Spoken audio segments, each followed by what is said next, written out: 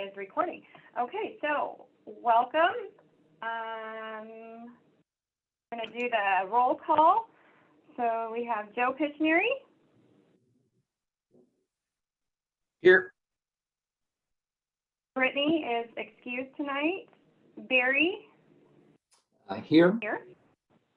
Michael Bean. Lisa Avidad. Terry Dillon is here. I am here. Jenna McCauley is here. And Eric Adams is here.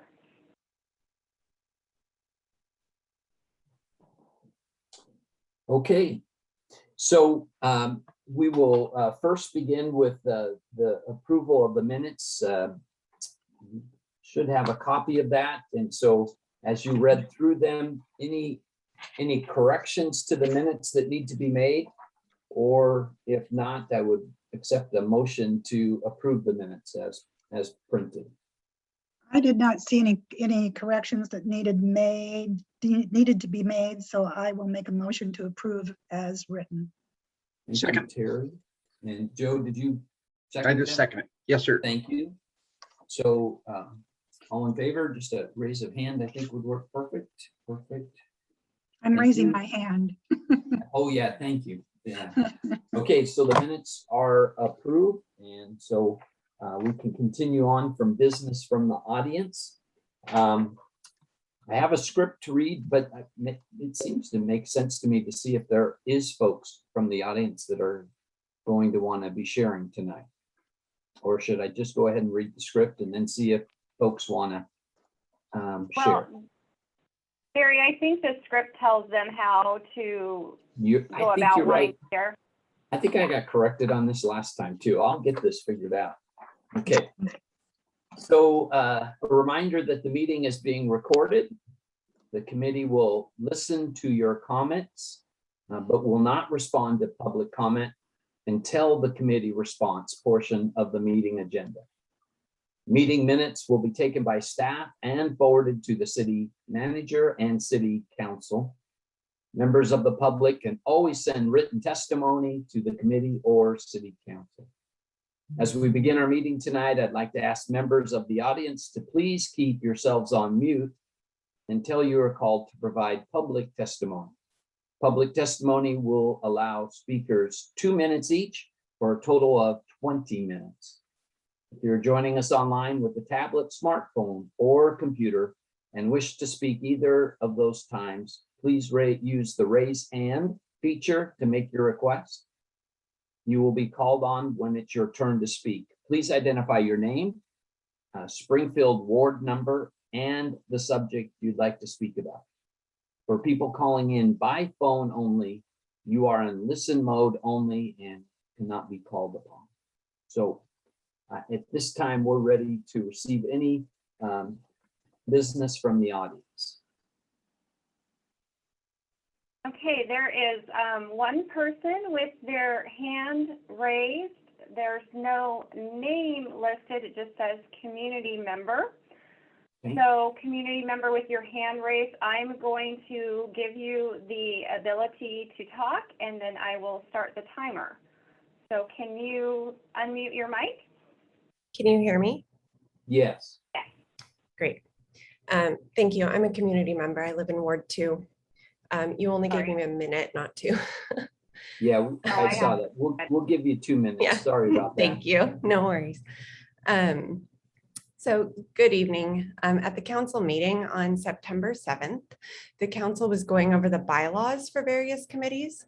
When a councilor asked about the requirement housed within the council operating policies and procedures that states that SPAC and the council should have a joint meeting every 2 years. This was stated because it seemed that the committee should have a member who was responsible for scheduling this meeting, and the councilor was trying to make sure that this was added to the committee bylaws so that the committee was aware. However, Councilor Pichneri stated that it was actually the council liaison's responsibility to make sure this meeting was scheduled and occurred. So a few questions came to mind. When was the last time that SPAC and the council had a joint meeting? When will the next SPAC and council joint meeting occur? And why has this meeting not been prioritized considering the upheaval and challenges that are currently facing this department? Thank you. Thank you very much.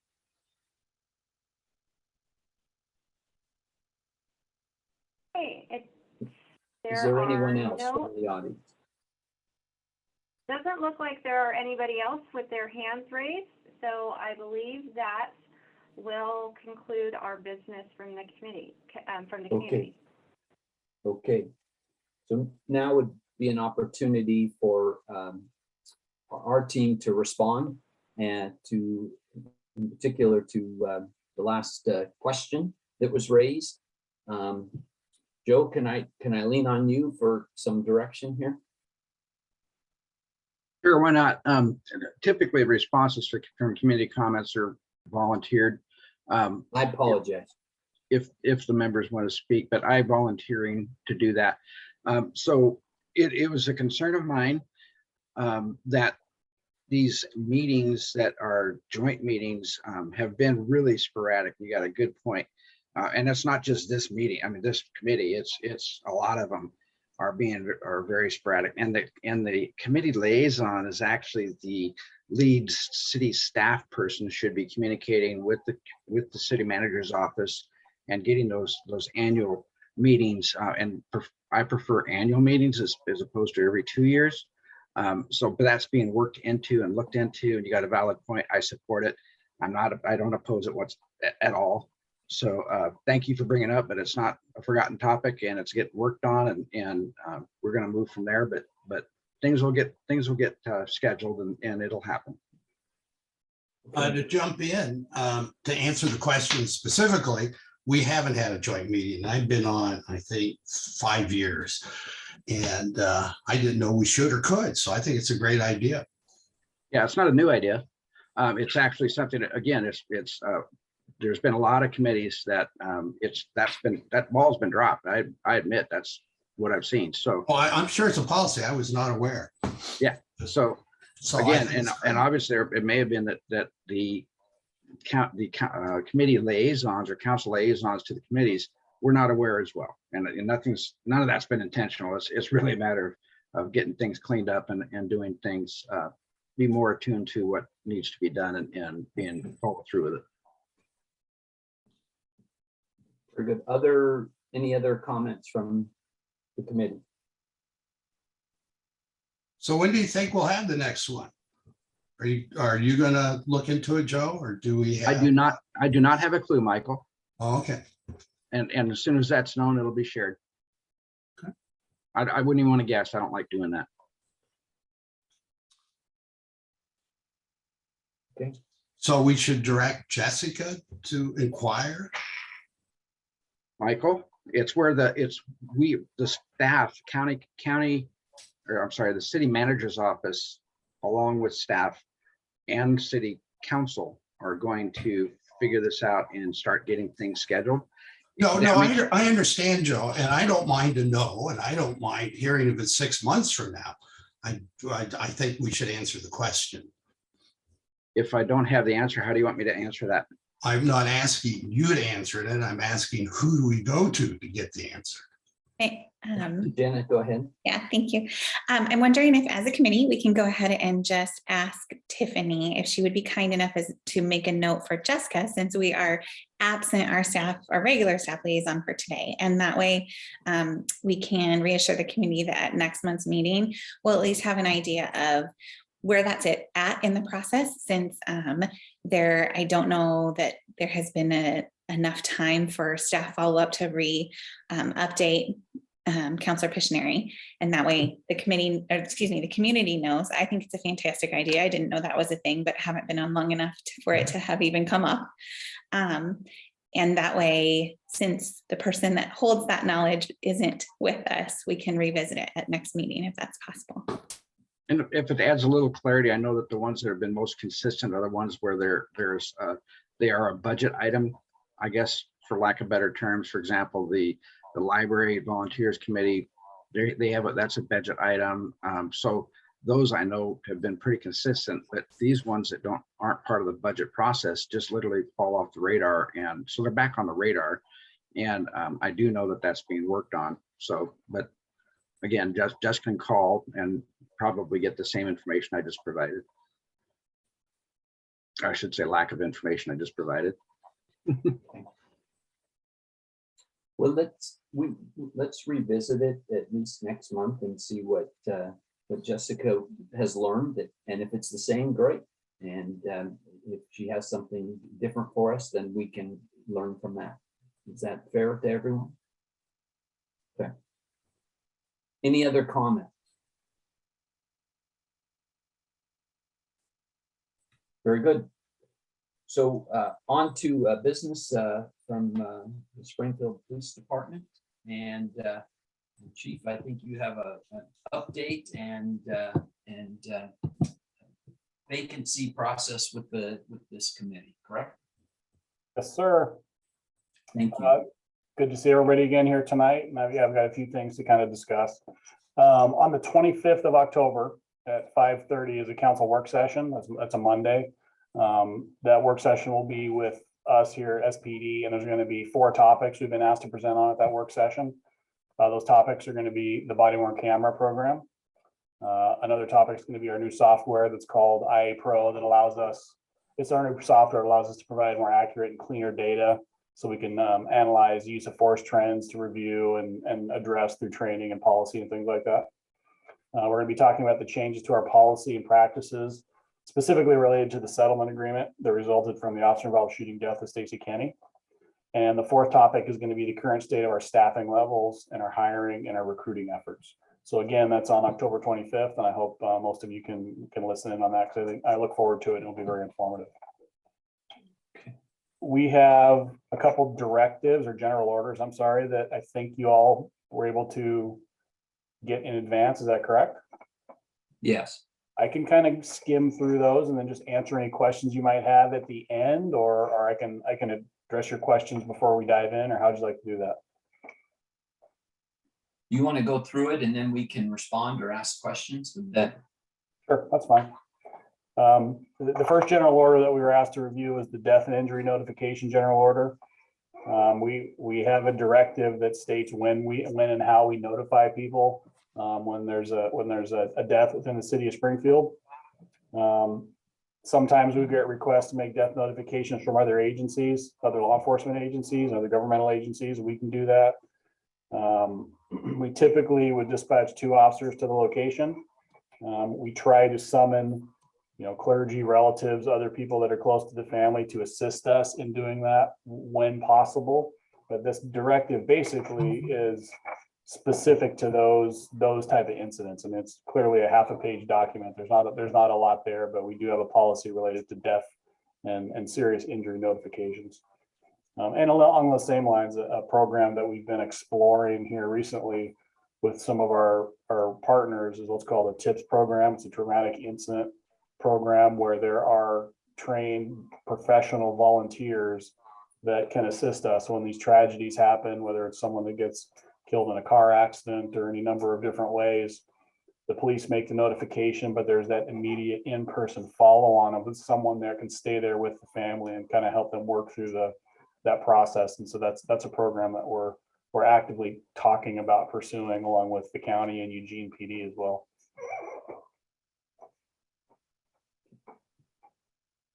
As the folks listened to that or read this, any comments or questions? Yes, Jenna. Thank you, Chief. I love the idea of that TIPS program. That sounds great. It kind of buddies up with what I was going to ask.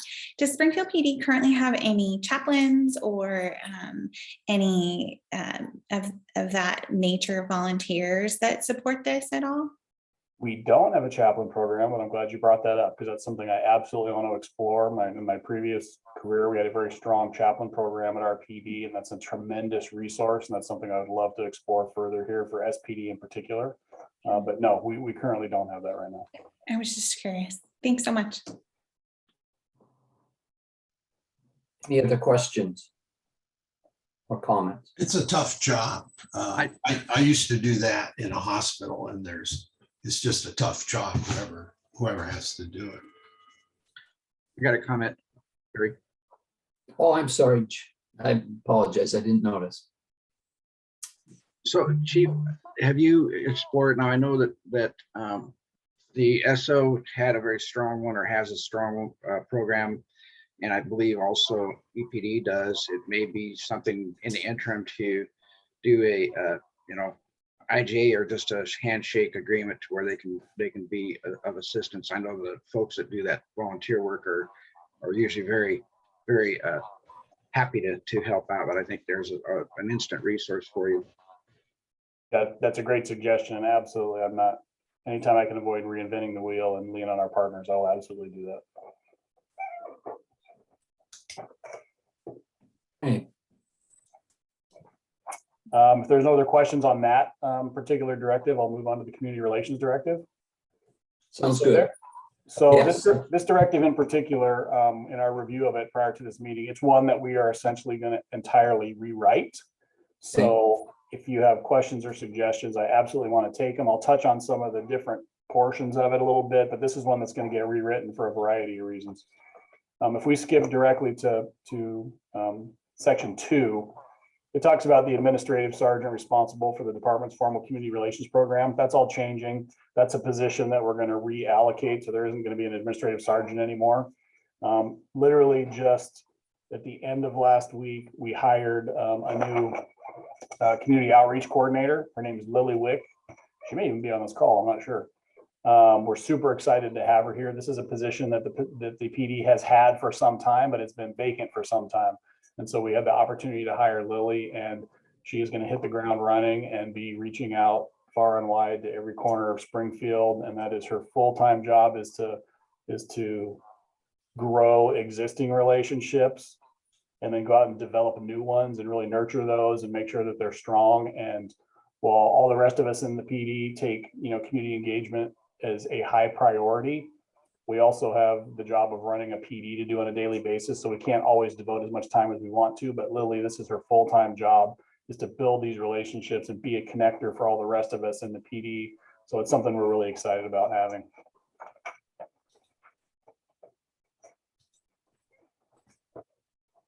Most of these described duties that you see listed here will fall to Lily. And in our organizational structure, we have her assigned directly to the chief's office. And so she will be answering directly to me through Wendy Poland, assigned here to the chief's office. So that provides us some level of agility to wherever we feel she is most needed out in the community. We can dispatch her there day or night and build those relationships. When we go to section 4 in here, it talks about an annual citizen attitude and opinion survey to be conducted by a management analyst. That's a section we're probably going to remove. While we want to do citizen surveys, it's not so simple that somebody from the PD can just blast one out. We need to make sure we're doing a survey that captures accurate information, that is statistically valid, that there's a process in place to make sure that we are getting good data and we're reporting out good data. We're working with an outside firm right now on a community survey that'll roll out this fall. And the subject matter experts will help us evaluate as to how often we should do this. It's looking like it'll probably be a biannual survey, but there's a tremendous amount of resources that go into conducting a good survey. And so I think the time, the resources, the funding, it's something that's probably going to end up being biannual, and that'll be something maybe that the management analyst oversees, but it's not necessarily going to be their job to conduct the survey, if that makes sense. Are you going to work it into your budget? Yes, it was worked into this year's budget specifically for this survey, but I don't know that that is something that is always worked into every budget, but it was in this year's budget, which is great. So that's something that we're absolutely going to have to, plan for in the years ahead. Any other question or any questions at all about that policy? So on section 2, Chief, it just talks about identifying training needs through interviews with citizen representatives. How is that identified, the citizen representatives? That's a great question. I mean, I think it's pretty open-ended. It may be in, talking to SPAC. It may be going to community groups, more informal relationships that they develop. It's not really clearly defined there. So I would think over the course of the year, she should hopefully be able to identify certain trends that the community is focused on, and that can kind of guide how we move forward. Okay. I don't know the process when a policy is rewritten, is it approved? It is probably approved by what, the city council, not us, I don't believe, correct? No, not by the city council. Typically what we do is we will rewrite a policy. SPA, the Springfield Police Association weighs in, the union weighs in, the city attorney weighs in, and once all of those parties have agreed to the language and the policy, then I can sign it into effect. I think this is a good group to kind of, at some level, run those by. Where in that process we should do that. I think it should be more towards the tail end of the process when all these other groups have had eyes on it. Yes. But that's something I would like to explore, and I think SPAC is a good place to weigh in on these policies when we get to that point. Thank you. Other questions or comments? Yes, Dan. You're muted. Sorry. Sorry, I have a lot of airtime today, but this one's my jam. So I'm so excited to hear that this is going to go through a little bit of an overhaul and that you have an individual who's going to work focused on this. I think the Pastor Lynn captured my first question was kind of how those groups were identified. I think what I would encourage, and I'm sure that's already on your radar, is just making sure that we're really clear about working in some culturally responsive language in here and some really inclusive ways to include those parts of the community and reach those parts of the community, and really a little more specifics about how you might want to do that so that they can be tied to goals in a different way. So that was one of my thoughts when I was reading through this.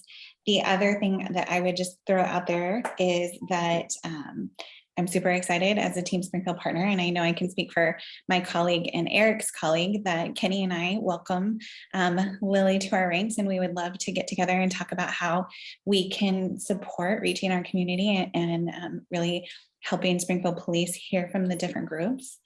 And then at some point, I know that she probably has a really long list. I would love to have her join this meeting at some point and talk about how this group as community representatives can help support her work, or where and how she would like to have us help engage in some of her lofty goals. Mhm. I appreciate that. Those are all great suggestions. So thank you. Absolutely.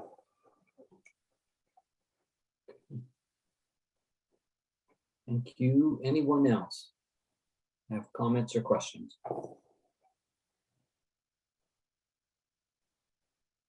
Okay, so we'll look for that down the road to be something that we come back to and visit and give feedback after it's been in the right hands and moves in the right direction.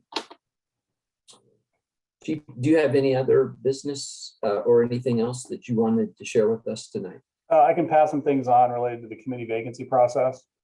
So Thank you. this is from Jess. We know there's 3 neighborhood at large vacant positions currently. She has received a handful of calls from interested folks. Applications are due Friday, November 5th by 5 p.m. And the interviews are going to be in November, I think at a council work session. The ask is just for all of you to please reach out to your connections and networks and share this opportunity to ensure that we have a good, broad, diverse pool of applicants. Okay. Thank you. Do they have to come from a certain ward or are they just general? I don't have that in my head. Well, I know they're neighborhood at large positions. I think all 3 of Okay. them are. As far as a specific ward, I don't have an answer on that. I'm not sure. Okay.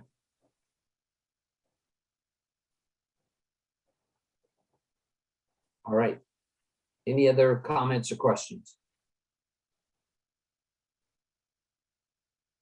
Then I see that we're really there at the end with just any member information or sharing opportunity from this committee.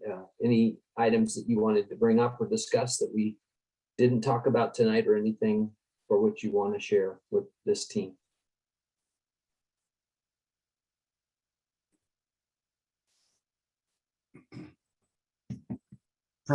you're asking from the membership? Yes, yes, Oh, well, from this team, yes. Yeah, I have a couple comments. I missed last month's meeting because of a work commitment, so I downloaded to watch it, and it was like a record, what, 18 minutes? It was quick. And that's pretty efficient use. I've tried to get my staff for ages. We brought in a professional consultant who said we could get our meetings to literally a 5-minute stand-up meeting. And our staff meetings usually take 2 hours. If I can get it down to an hour. So I'm watching that particular meeting that you guys ran without me. That was so clear cut and efficient. I could learn from that.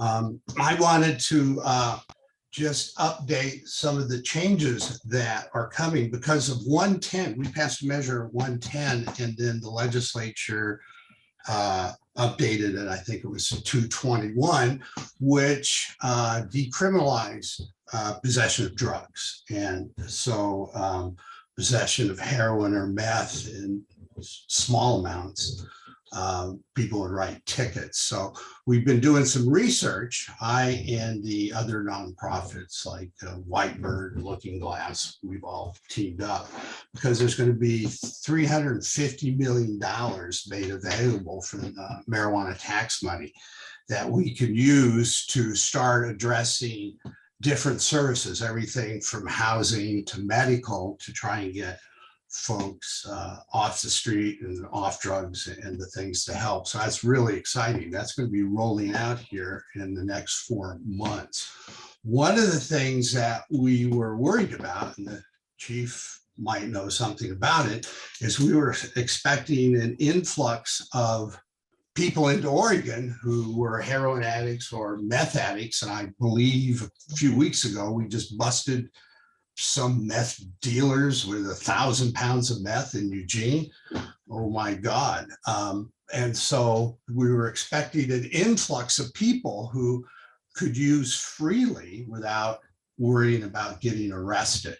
And so I tried to follow that data. So Chief, have you seen an increase of people coming into Springfield just for the joy of using drugs?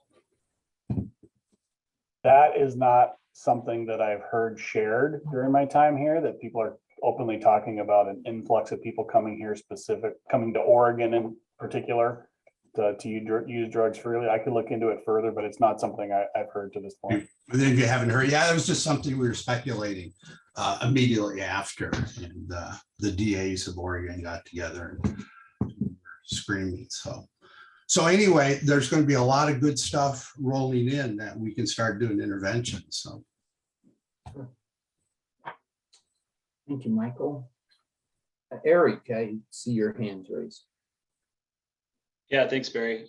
Just wanted to share real quick. We have expanded our park ranger program, recently hired our first park ranger assistant, who's a permanent part-time position for us. So excited about that expansion, have a little bit more coverage in our parks over the course of the year, and just be able to do better community outreach and public education, as well as keep our park spaces safe and clean. So just wanted to share that with the group. And yeah, absolutely, to echo Jenna's comments, looking forward to getting connected with Lily and her work with the chief and the department, and certainly looking for ways to capitalize on our Team Springfield strengths.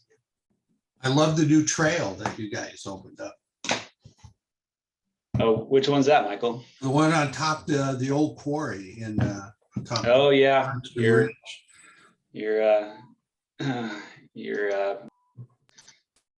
other half came on a tour with us the other day. Yeah, so she enjoyed it. Yep, more to come. More to come this fall and summer. It's looking great. Good. Anything else from the committee? Okay. If there's no other business to be brought before the committee, I'm going to adjourn the meeting at 6:30. That would be a 30-minute meeting. Yeah, I'm impressed. All right. Thank you, everyone, for your time and service, and we'll look forward to the next meeting, and Jessica will put out an agenda for that. Have a Thank good you. evening. Have a great evening.